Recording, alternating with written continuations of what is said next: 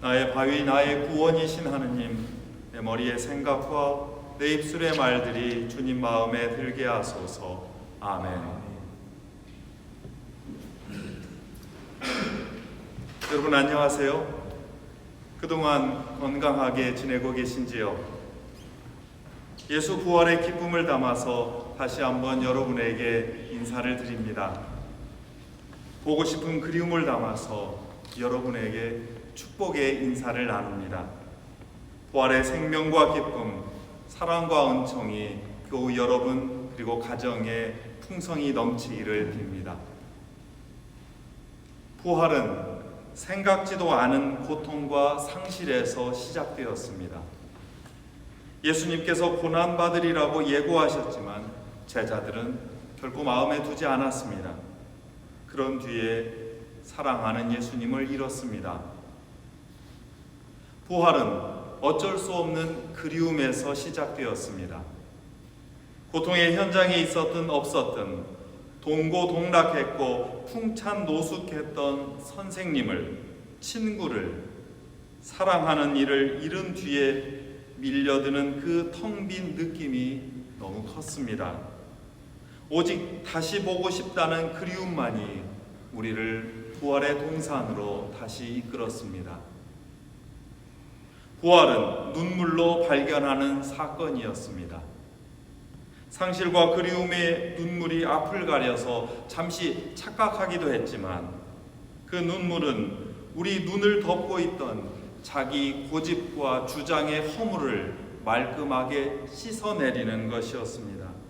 눈이 맑아지고 이제 눈물이 볼록 렌즈가 되어서 흐릿한 주님을, 지금까지 잘 보이지 않았던 모든 것들이 아주 선연하게 드러나기 시작했습니다.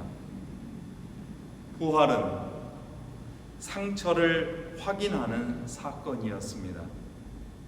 예수님께서는 당신의 몸에 난 상처를 보여주시면서 그분이 십자가에 못 박힌 분이라는 사실을 드러내셨습니다.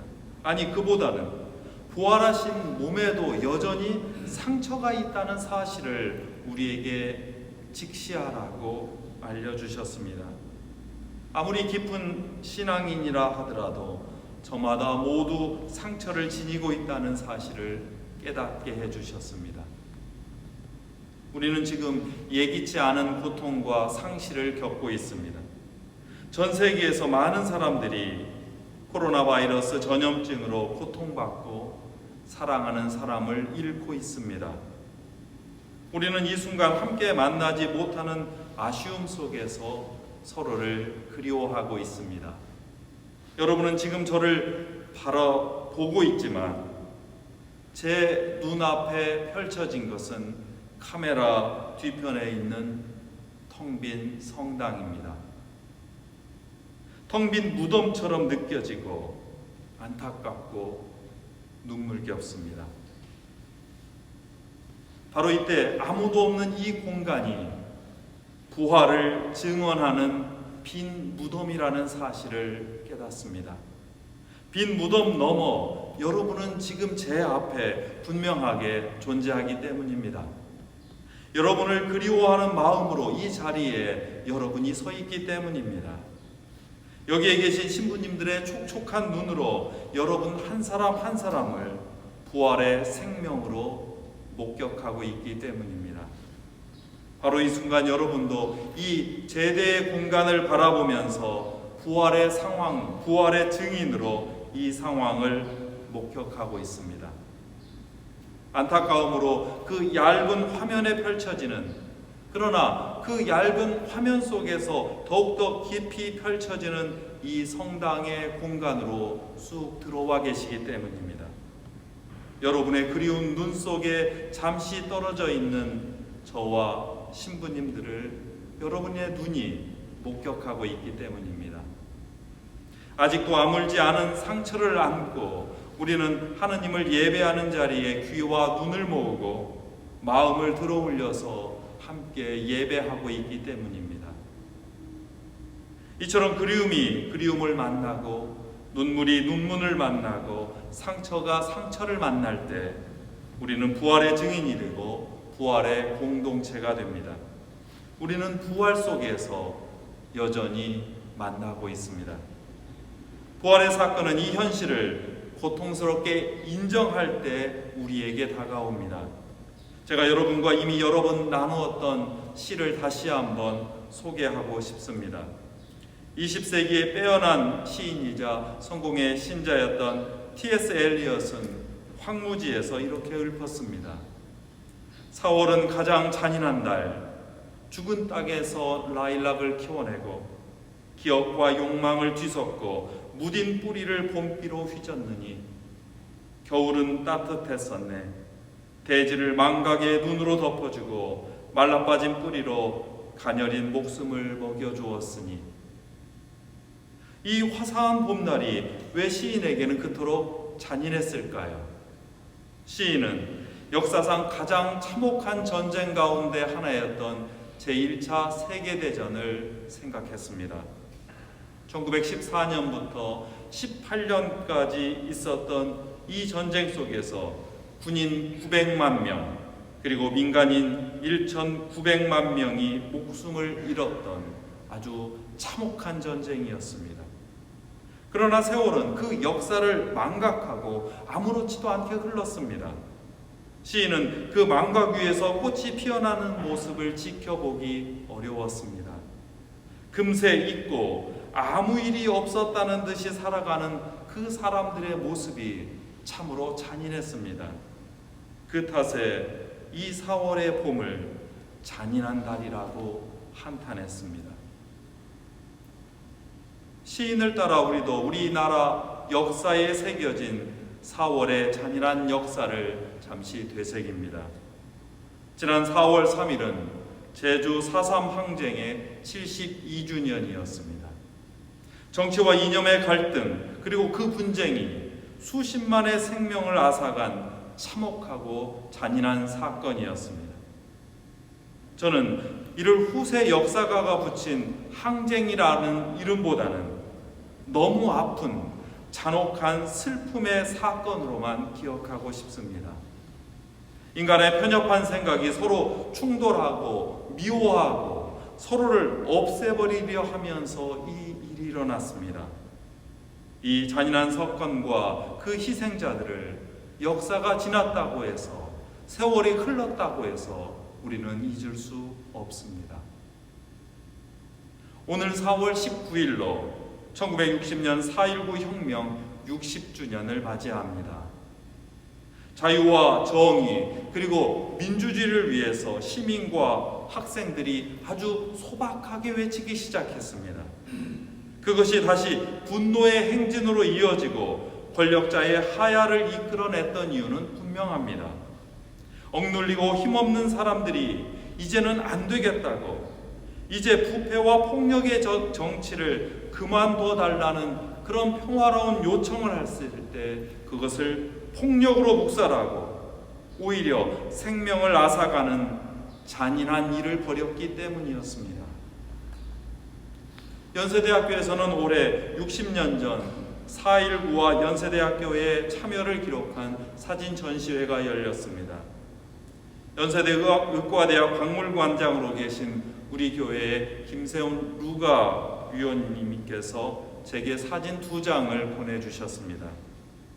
60년 전 4.19 혁명 때 이 성당이, 우리 서울 주교자 성당이 그 격동의 순간을 지키는 역사의 증인으로 우뚝 서 있는 모습이었습니다.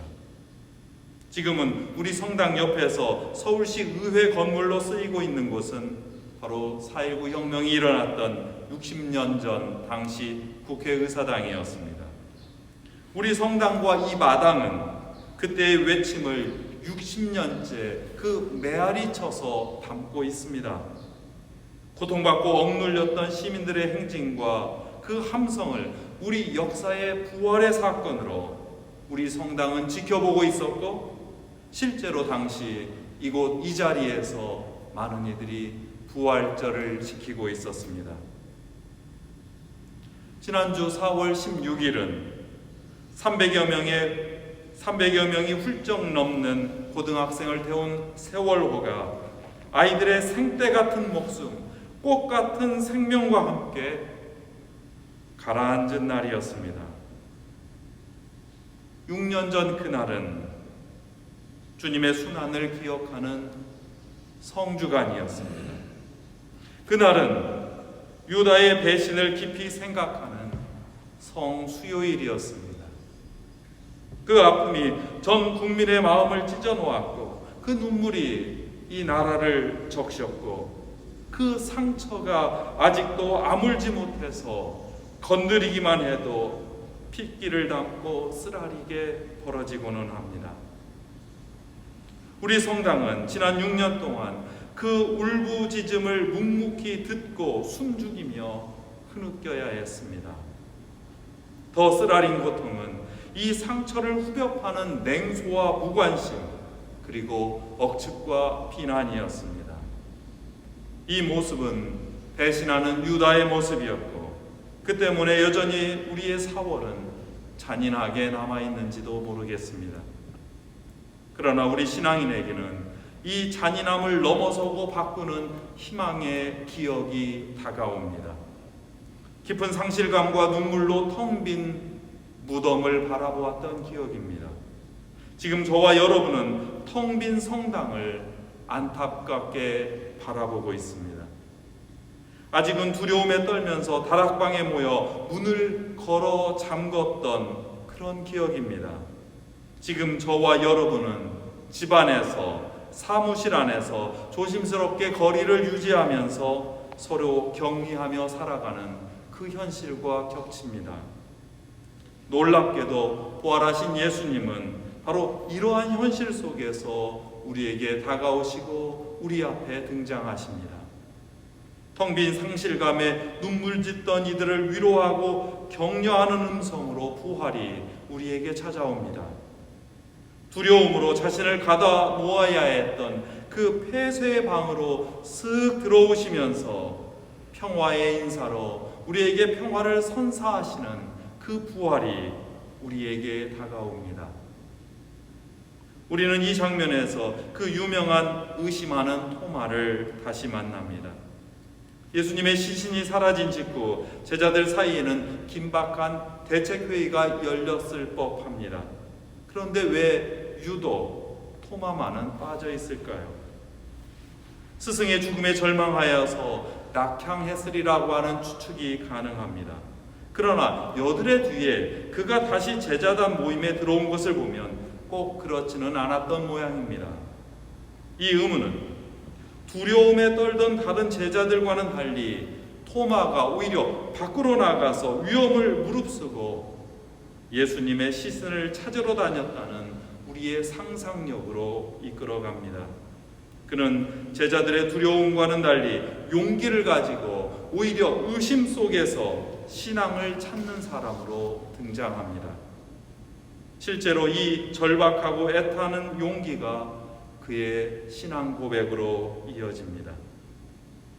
부활하신 예수님께서 이미 다른 제자들에게 나타나셔서 평화 인사를 나누시고 성령의 숨을 불어넣어 주셨습니다. 그러나 그들은 그 다음에도 여전히 문을 걸어 잠그고 있었습니다. 오히려 부활하신 예수님과 토마만이 두텁게 쌓아 올린 마음의 벽 그리고 불신의 벽을 자유롭게 넘나들기 시작합니다. 게다가 예수님의 인사와 말씀에 자신의 입술과 마음으로 응대하고 예수님을 주님으로 고백하는 사람은 토마뿐입니다. 정작 문제는 제자들처럼 무서워서 안으로 문을 닫아 걸고 있던 상황이었습니다. 부활하신 예수님은 두려움에 따른 자기 폐쇄의 벽을 뚫고 들어오시는 분입니다. 두려워 말고 평화가 있기를 하며 건네신 그 말씀이 부활의 첫 인사였다는 점을 꼭 기억해 주십시오. 자신의 생각이 달라질까서 두려워서 문을 닫아 걸고 고정관념과 맹신으로 살아가는 것이야말로 불신앙입니다. 오히려 의심을 가지고 용기를 가지고 이 두려움을 넘어서 하나님을 보이지 하나님을 여기저기 뛰어다니고 헤매며 찾는 일이 진정한 신앙입니다. 부활의 생명은 닫아둔 벽과 마음을 꿰뚫고 들어옵니다. 부활하신 예수님의 숨이 들어오는 그 틈을 마련할 때라야 우리는 생명의 숨을 받을 수 있습니다. 마지막으로 기억해 주십시오. 완벽하고 건강하게 다친 몸과는 달리 우리 삶에서 얻은 찢어지고 터진 상처야말로 하느님의 은총이 우리 안에 들어오는 통로입니다. 부활하신 예수님의 그 몸의 상처는 아물지 않았습니다. 부활신앙은 우리 삶의 상처와 고통을 없애려는 일이 아닙니다. 오히려 그 상처를 통하여 삶이 지닌 그 고통의 깊이를 살피는 일입니다. 그 상처를 새로운 창과 렌즈로 삼아서 세상에 즐비한 다른 상처와 아픔을 발견하는 일입니다. 아물지 않은 예수님의 상처는 이제 우리의 상처 그리고 세상의 고통과 만납니다. 예수님과 몸이 우리 세상과 우리의 몸과 하나가 되게 해달라는 초대입니다. 부활일부터 성령 강림주일에 이르는 50일의 부활절기는 터지고 열린 상처들이 서로 만나서 우리가 그리스도의 몸이 되어서 교회가 탄생하는 과정입니다. 찢어지고 터진 상처들이 우리 주위에, 우리 역사에, 그리고 지금 현실에 너무나 많습니다.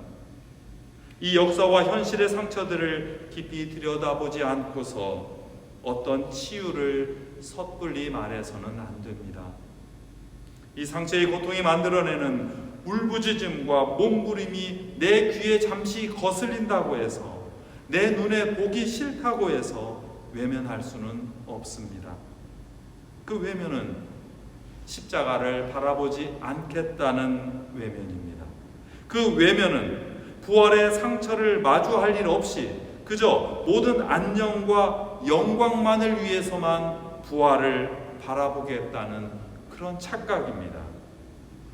완벽한 부활의 축복만을 바라겠다는 욕심일지도 모릅니다. 슬픔의 눈물 속에서 우리는 빈 무덤가의 여인들과 함께 부활의 증인이 되었습니다. 가슴이 휑이 뚫린 자신의 상처들 속에서 우리는 토마처럼 예수님의 상처를 만났습니다. 그 맞닿은 상처 안에서 토마는 부활한 예수님과 그리고 그리스도의 몸된 교회의 목격자가 되었습니다. 이제 부활하신 주님께서 여러분과 함께 하시고 동행하십니다. 이제 얼마 지나지 않아 닫혀진 문을 뚫고 들어오시는 그 부활의 주님께서 여러분의 안타까움과 여러분의 그리움과 여러분의 눈물 그리고 여러분의 상처를 어루만져 주실 겁니다. 그리고 여러분은 그렇게 다가오시는 주님의 몸과 옆구리, 손과 발에 난 상처를 통해서 우리 자신의 위로와 치유를 회복하기 시작할 것입니다. 바로 그때 새로운 생명의 축복, 부활의 축복이 우리에게 다가옵니다. 여러분을 만날 날이 머지 않았습니다. 성부와 성자와 성령의 이름으로 하였나이다. 아멘.